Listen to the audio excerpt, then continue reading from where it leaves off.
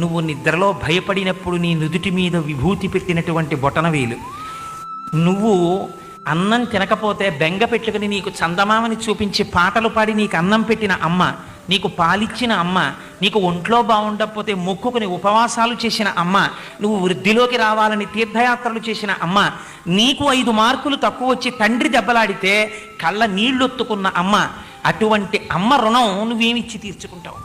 అమ్మా అని పిలవడమే రుణం తీర్చుకోవడం.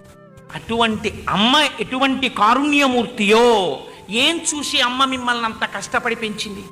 కేవలం తనూభవును ఆత్మనిల్పి అంటారు. ఆ నాభి సంబంధం తెగిపోవచ్చు బయటికి వచ్చిన తర్వాత, ఆ హృదయ సంబంధం మాత్రం తెగిపోదు.